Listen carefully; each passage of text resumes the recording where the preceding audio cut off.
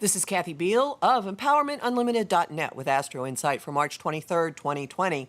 We've entered a new season. It's spring in the northern hemisphere. It's fall in the southern. And paradoxically, while so many people across the globe are being told to stay home, while so many businesses have hit the pause button, and in fact, life as we've known it has hit the pause button, while borders are being closed, the energies in the sky are not, oh, just sit there and watch videos online. The energies in the sky are phenomenally motivating. They say, go do something. They are pouring gasoline onto the fires within each of us. For that reason, I think it's actually a cosmic blessing that so many of us have had our normal flight paths curtailed, because I don't think I want to be out and about in the general public with some of what's going on in the sky this week. So the possibility of some incredibly unpleasant and potentially, I will say it, violent occurrences has been turned into stay home and deal with your own stuff. Or to put it more positively, we can use these energies to really clean up, reorganize, and get moving on all kinds of things internally, in our homes, in our families, in our goals, in our own personal infrastructure. And interestingly, there's some evidence that the planet is also benefiting from this break. There's drone footage of canals in Venice, which are running kind of clean. Nothing I've heard of in my lifetime. And my friend who runs the very useful news service Research Buzz has pointed out that animals are getting free rein of the parks now. They're getting to enjoy a natural landscape without the interference of humans. And this is something that has occurred to me. The effects of this have occurred to me a lot. I live in an area that is semi-rural with lots of wilderness actually within the township borders. And there have been a couple of things that make me wonder about how we terrorize the animals that live in the mountains. One being the fact that there is a police firing range at the base of the mountain, right next to the library, by the way. And secondly, every July, there's a gigantic fireworks display at the base of the mountains, and the noise reverberates through the mountains so strongly that I just always get images of animals having nervous breakdowns.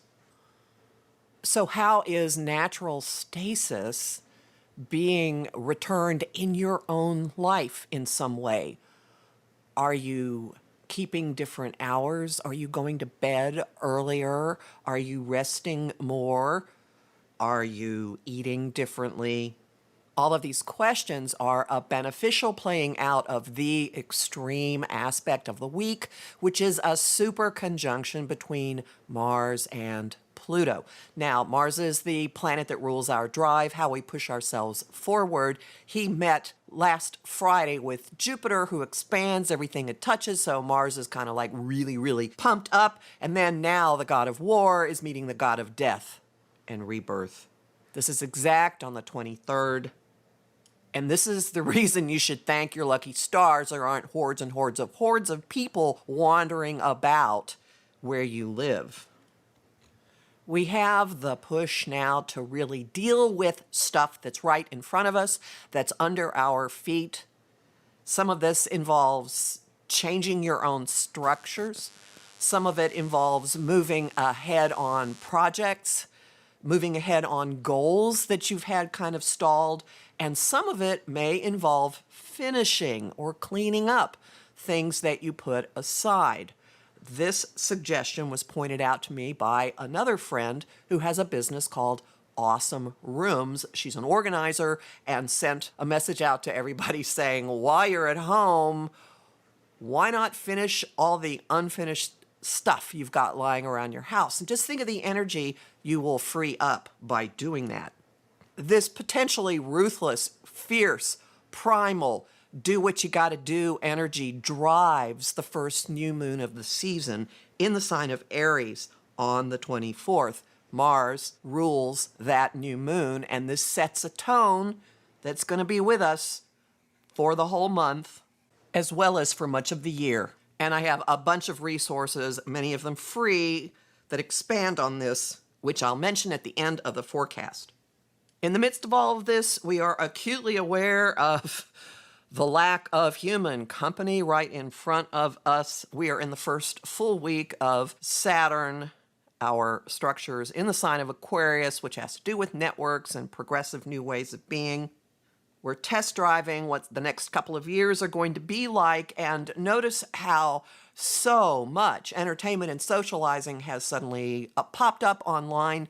Different bar associations, lawyer groups that I'm part of are suddenly running around posting all kinds of classes on, oh no, here's how you deal with your clients online. And I just watch this and go, as an Aquarian, way ahead of you, Skippy. I've been doing this for 2 decades.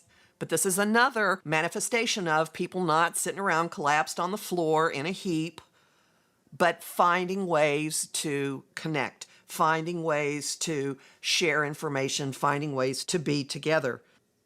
This will become quite the imperative as we get toward the weekend, because the 2 planets of indulgence, Venus and Jupiter, are going to be egging each other on. People are going to find ways to reach out and connect.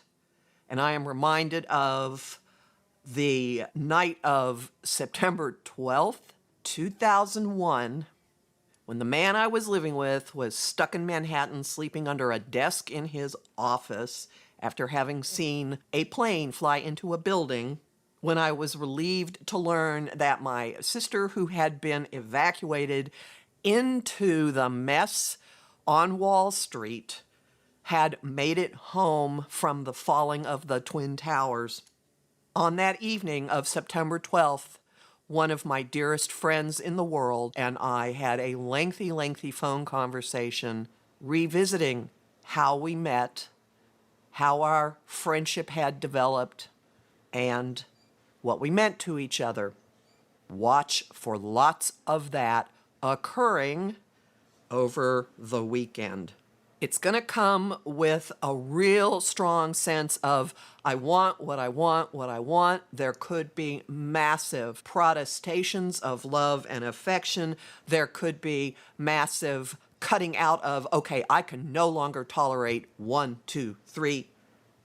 Situations such as the one we're in make it really clear what's most important and what's just a distraction, a bauble, a plaything.